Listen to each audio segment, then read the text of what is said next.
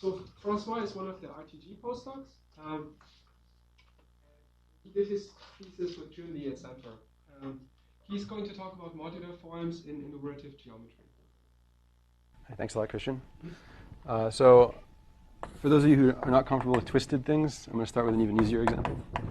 So how many lines in P3 meet 4 general lines? Okay, and I can tell you the answer. The answer is 2, which might surprise you at first. So how do we get this?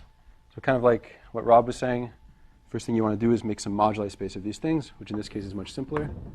So I want to look at the Grassmannian of lines in P3, which is the same as so this is a projective Grassmannian, and this is just the usual Grassmannian of 2 planes in C4. And I want to study its cohomology. So cohomology of G24. This has a very nice description, sort of in terms of combinatorics. So let's draw a little picture.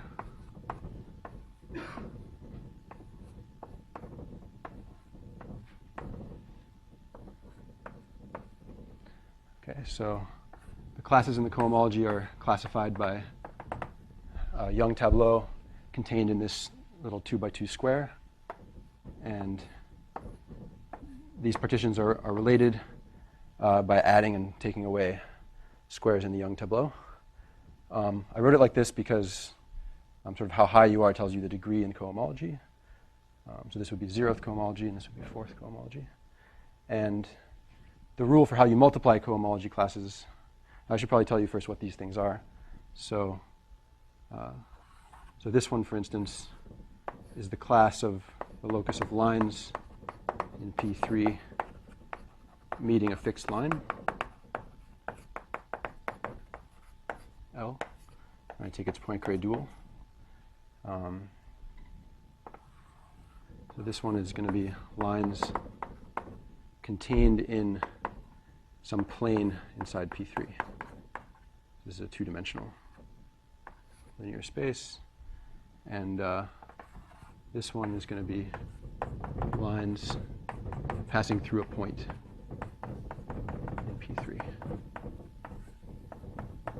And I take Poincare duals of everybody. Okay. So to define these loci, I want to fix some flag. So take a point contained in some line, contained in some plane, contained in P3. But of course, if I change the flag around, then the resulting loci are homologous. So, okay. So then to answer the enumerative question, just like Rob did, I want to intersect these things in cohomology. So the answer is going to be sigma 1 to the 4th. And this turns out to be 2. You can figure this out by realizing that every time you multiply a class in this cohomology ring by sigma 1, the answer is just the 2 classes below it through the lines. It's a nice exercise to check that in the first case. So you can prove this by intersecting 2 homologous copies of sigma 1, where the lines are, instead of being general, they're actually intersecting in P3. So and then you can just like read off these are the 2 classes that you get. Okay, so in general, this 2 is coming from the fact that there are sort of 2 paths down this diagram. And more generally,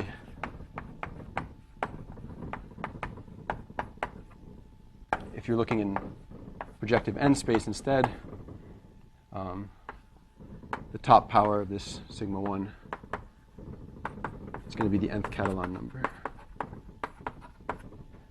Because the cohomology looks something like this.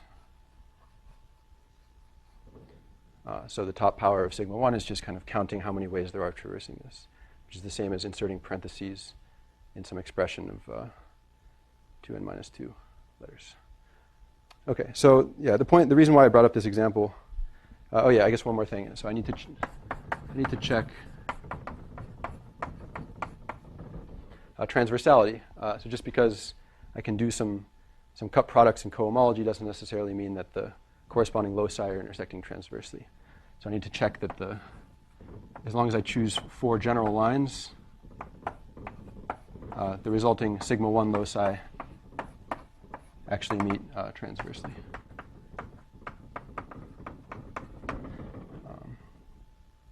And this is true in this case because there's a group acting. There's a GL4 acting on everything in sight, and so you can arrange for these to be transverse by kind of perturbing it. Okay, so this is sort of a good general paradigm for how we want to do enumerative geometry. So at the risk of kind of repeating what Rob said, I'll try to be brief. So the first step is find some compact moduli space. A popular one is the one that Rob mentioned of stable maps into some target X. Second thing is to understand its cohomology.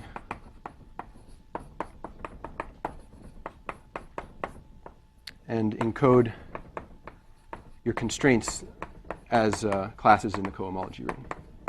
So over there we encoded the constraint of meeting a line as this sigma 1 class. Okay, step 3 is you do some intersection product. So you compute the integral of some form, some top form. And for this you can use, for instance, localization.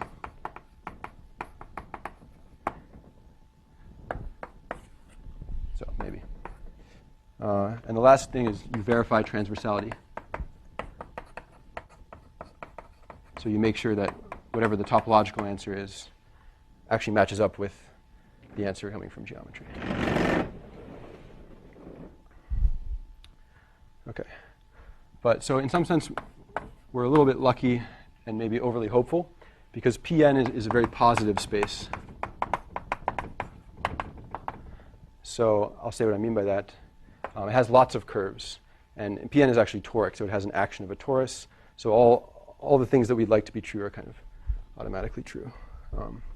So yeah, as Rob mentions, I'm going to describe sort of the dimension of this moduli space of curves in general. So suppose you have some x is just some general smooth projective, and I have some genus G curve embedded in x. What's the dimension of the moduli space of such curves? So Rob computed it in the case of twisted cubics by kind of looking at equations, but instead I'm going to kind of look infinitesimally. So if I wanted to try to deform this curve, the first order deformations are classified by sections of the normal bundle, and the obstructions to deforming, to lifting some first order deformation to an algebraic deformation live in H1 of the normal bundle.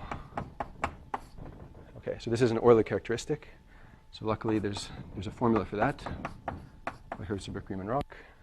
And it tells you, so this is the Euler characteristic of some vector bundle on the curve C. So I want to integrate over this curve, the Todd class of the curve times the Chern character of this vector bundle. So if you write what alpha that is, the answer is, so you integrate over the curve of the first Chern class of the tangent space of x, and plus 1 minus g times dimension of x minus 3. Okay, so this is kind of the formula that was promised. Okay, so when I say Pn is positive, for x having ample first Chern class of the tangent bundle, we expect there to be a large moduli space. And that's good because if we have a large moduli space of curves, then we have a good chance of kind of having some transversality and doing some intersection calculation. So unfortunately, one of the very interesting examples is when x is Calabi-Yau threefold.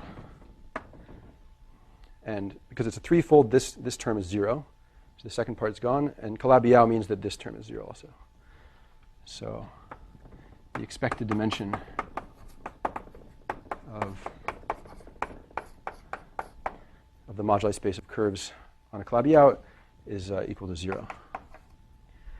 Okay, so our general setup is kind of in trouble because we'd like to have some large space in order to take some intersections on. And here our space is sort of expected to be 0-dimensional already.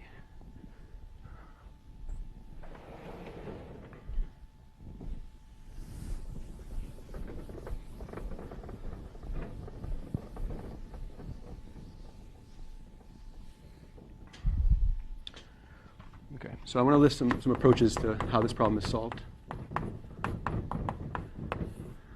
And they all kind of have the feature of trying to get back to some positive target space. So the first approach, it's definitely the oldest approach, is you put X inside some positive space like Pn. This goes back a very long time. Maybe I'll put Giventhal, Yao, many others. And so you consider first the moduli space of curves inside Pn, and then cut out those curves which actually lie on X via topological Turing class. So Turing class. And using the fact that there's a torus action on Pn, there's also a torus action on this moduli space, and you can use localization techniques to get at this Turing class. That's approach number one. Approach number two is due, among other people, my advisor. And this idea is to degenerate X. So degenerate X to some singular variety, so I'll call it X0, which is a normal crossings, has a normal crossing singularity along some smooth divisor D, smooth inside Y1 and smooth inside Y2. And so kind of relate, and the idea being that the Yi's are more positive.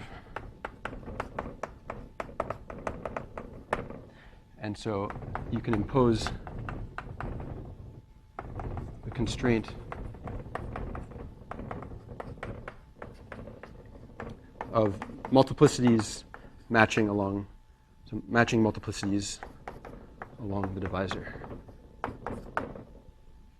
So there's some formula that relates the Gromov-Witten invariance to X to the Gromov-Witten invariance of this X0, where that's interpreted as some Gromov-Witten invariance of each of these pieces relative to the divisor. So also specifying some multiplicities of intersection with that divisor.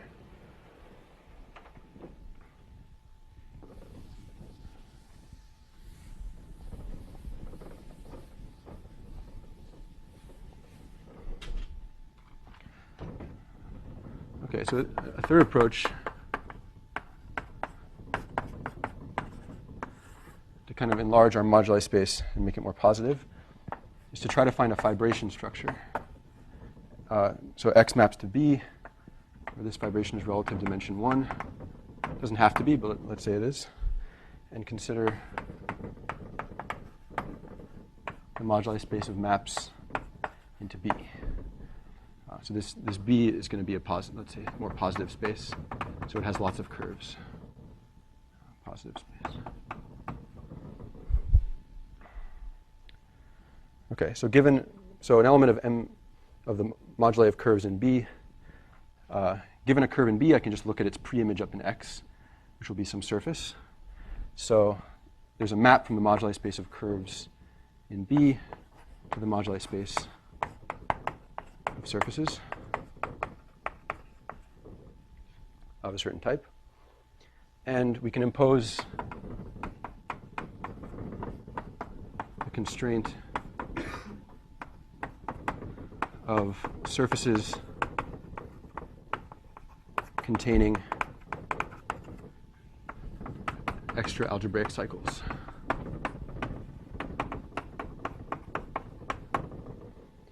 So if there's a curve up in X, then you can push it forward down to B, and then the surface lying over that curve will contain the curve in X. So somehow you can detect curves in X by varying over the curves in B and then finding which ones are special in that they have curves lying over them in X.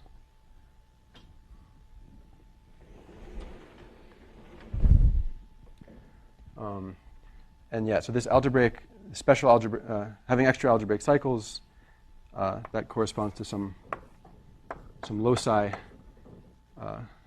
inside the moduli of surfaces called Noether-Lefschetz loci.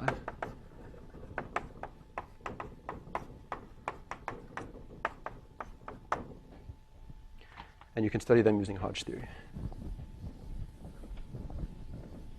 Studying curves in X by doing this push down, pull up, getting these surfaces with constraints. Yeah, the idea being, so I've been kind of omitting all the beta and the G everywhere. But presumably you're interested in some class, some homology class up in X, beta. So I can push it down to a class down in B. But this class is going to move now. So there's lots of things in the class down in B, but only finally many of them will actually have curves up in X over them. And so I just want to intersect the moduli of curves in B with some loci in the moduli of surfaces that correspond to surfaces that have more curves than you would expect.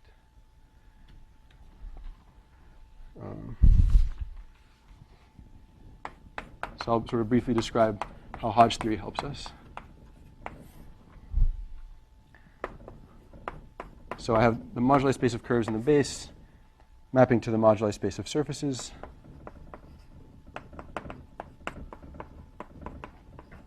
And every surface has a Hodge structure.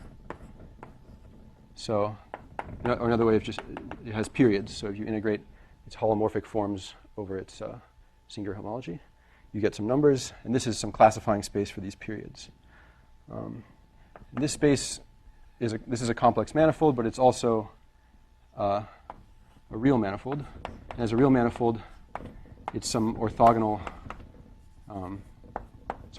group mod some compact isotropy group, and then mod some arithmetic group on the other side. This maps down to what's called a locally symmetric space.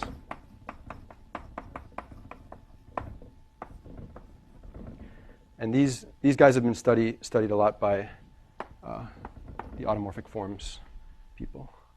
So in particular, their cohomology is very well understood. And inside here, the sort of Noether-Lefschetz loci that we're interested in at the level of the Hodge structures correspond to sub-symmetric spaces. So where I lower the Q by 1, so Q minus 1. So these are called special cycles.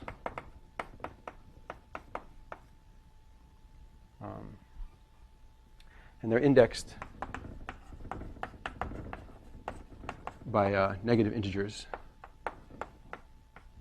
according to some lattice. So if you choose some lattice inside R to the P comma Q, then you get a countable collection of these special cycles inside the locally symmetric space. And the theorem about these that I like to use is, it's by Kudla-Milson, is that these are modular. So if you add up the classes of these special cycles times Q to the n, I guess Q to the minus n is the way I've set it up, then this is a modular form valued in the cohomology of this double quotient.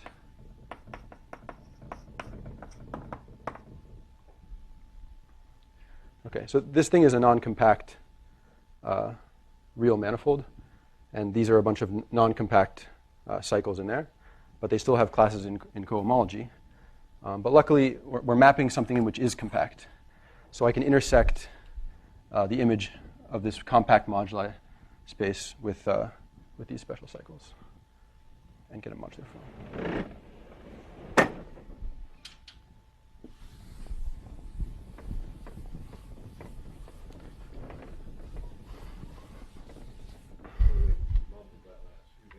The image with this thing, you get a modular form also? Yeah, so modular form is valued in cohomology. So if I just pair everything with something in homology, I get numbers. Yeah. So there's just last thing I'll say.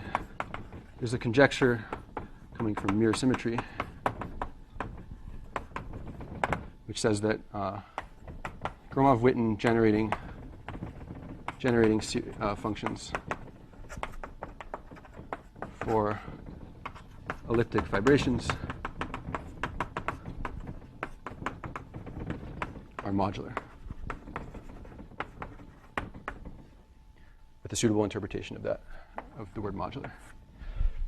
And this is a theorem by myself and through a different method by Oberdijk and Shen. In the case where the curves downstairs, so the pi lower star of beta, as I wrote over there, is irreducible in the sense that it doesn't break into two effective curves. And This is true then? yeah, Let's yeah, sort of. say you face this and Yeah, then conjecture is true. And the problem with the reason why I need this irreducible assumption is that if the curves down in B are allowed to break, then the surfaces lying over them will become normal crossing surfaces. And normal crossing surfaces don't have pure Hodge structures. So in that case, this map kind of goes to the boundary of the period domain. But you can still kind of salvage the method if you're willing to take some completion of the period domain. And there's some recent paper by Griffiths and Green and Laza and Robles which construct precisely this. So some completion of general period domains where the boundary components they're adding are actually period domains of smaller dimension, which also admit a description in terms of these locally symmetric spaces. So the conjecture is that in general, you get mixed weight modular forms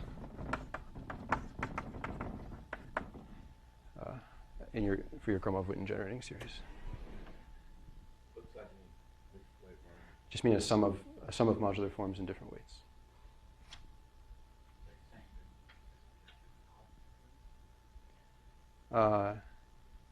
Yeah, or it has to be tweaked. Yeah, Said correctly. right. So I can write down an example,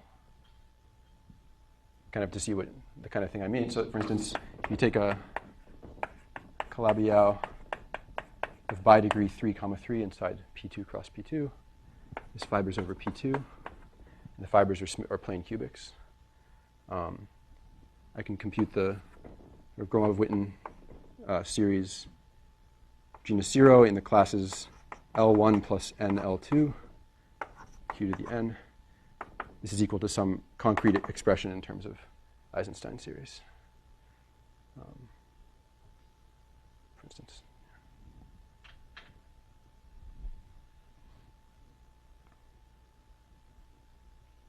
You done? Yeah.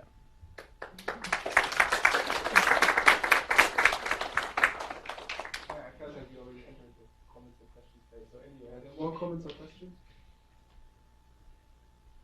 Yeah. In a generating function, what is being summed over? You say that in the case pi lower star of beta is irreducible. Does that mean for all beta or? Good question. So the thing that's being summed over is the fiber. Yeah. So in this fibration, the cohomology of X is the cohomology of the B, or sorry, the H lower 2 of X is H lower 2 of B plus Z times the fiber class, and I'm summing over the fiber.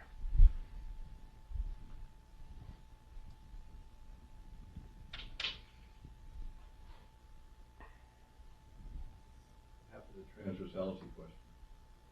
So that's still a question, and yeah, I guess that's sort of the hardest thing to prove in general, but you can verify it in some examples. Yeah. That's somehow why you want to go to the moduli space of surfaces first, because the period domain is way too large, and most Hodge structures don't come from algebraic geometry. But if you work in this moduli space of surfaces, you can see what kinds of transversality conditions you can actually obtain.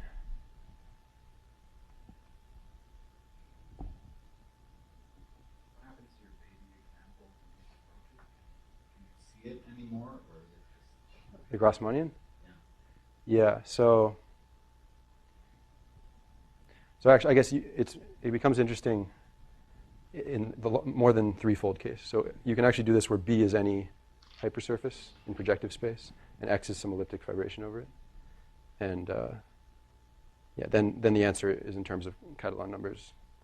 Yeah, the coefficients of the modular forms are some kind of Catalan formula.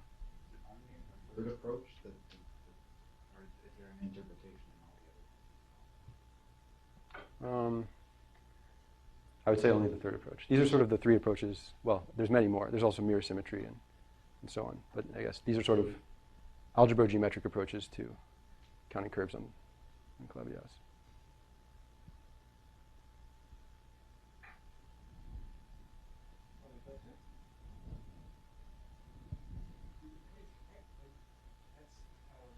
Thank François again.